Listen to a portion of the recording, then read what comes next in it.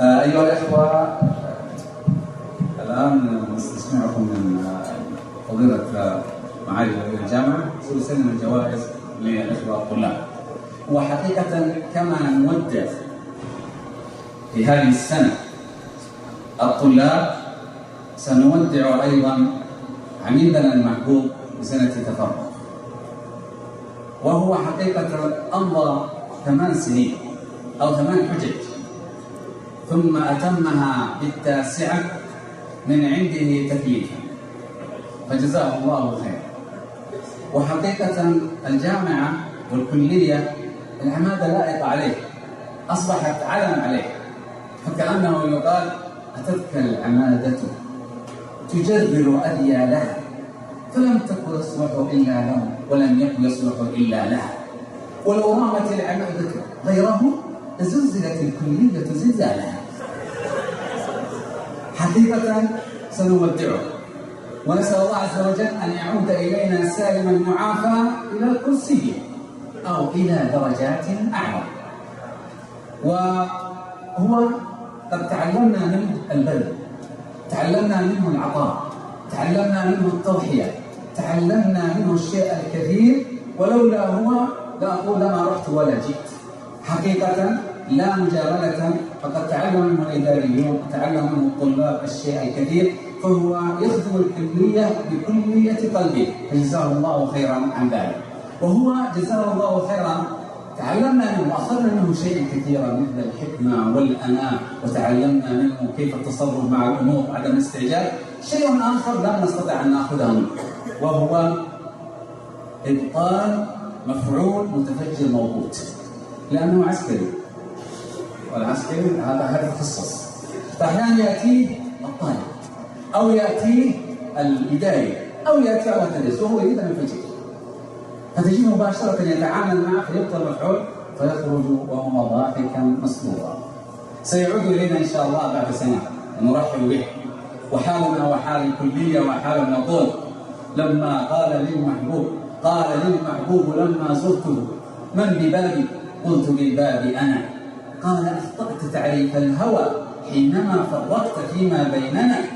ومضى عام التفرق، ومضى عام فجئته أطرق الباب عليه موهنا. قال: من أنت؟ قلت: انظر فما ثم إلا أنت بالباب هنا. قال: أحسنت تعريف الهوى وعرفت الحب، ادخل يا أنا. فجزاه الله خيرا على ما قدم وعلى ما أعطى. وقد يجمع الله الشتيتين بعدما يظنان كل الظن ألا تلاقيا.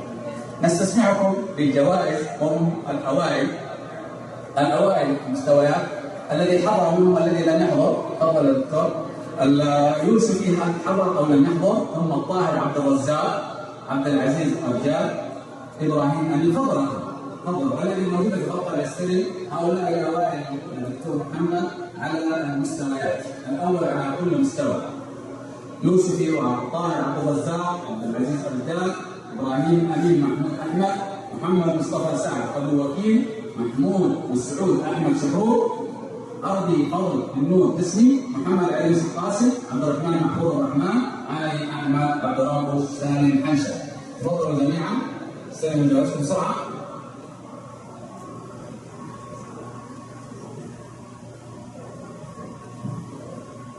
وأسماء الخمسة الأوائل من حنشة بن علوه من الخمسة الأوائل هنا: محمد قاسم، وسمائيل،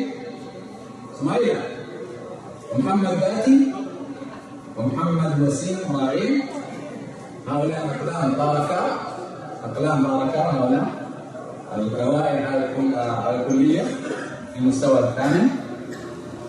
عندنا من فاز في مسابقات خارجية مثل أحمد مصطفى ديبان موجود، أحمد مصطفى ديبان، وأرضي فضلي يعود، وجعفر سعد. كما قال فاز أيضا في الكلية عبد الله العباس سر الختم. أين هو؟ ماهر ثابت، المقدم جزاه الله خير. وعلي الخيط ساعات، 7 ساعات. محمد علي سالم صالح، ومحمد موسى الأمين. هؤلاء الذين شاركوا في الحفل لهم عبارة عن ساعة، ولهم بعض الذين تقدموا الأخيرين ساعة.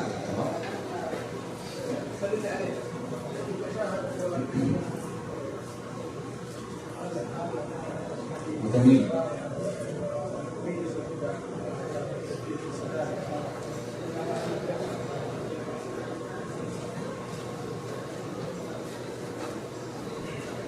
نستسمحك يا معالي المدير لأن الكلية بمنسوبيها وبإداريها وبطلابها يتشرفون بتقديم هدية متواضعة لعميدهم المحبوب، فنستسمحك بأن تسلم هذه الجائزة. لا، أول شيء هذا يبدأ هذا الدرع المتواضع، تفضل.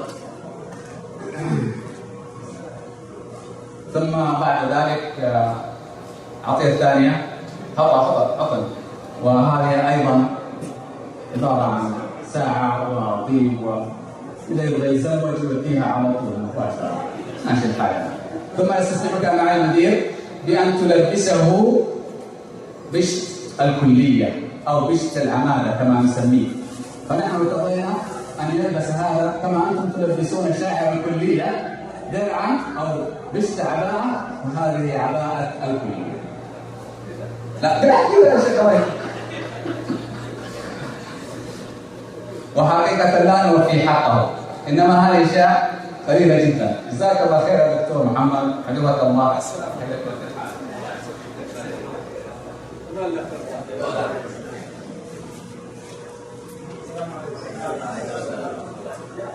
نواصل حفلنا. حمزة الآن جاي، بس أنتم فتم. نواصل حفلنا، تفضل يا شيخ. الآن جاء دور حمزة يمكن.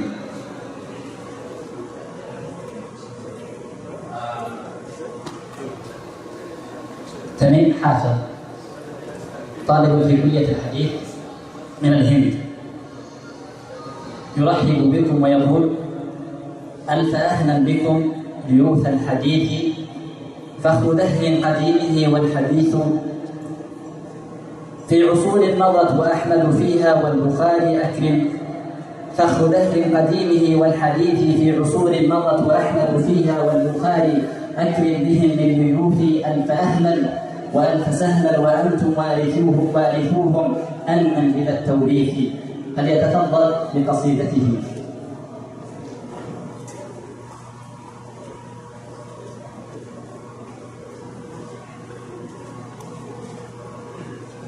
السلام عليكم ورحمة الله وبركاته.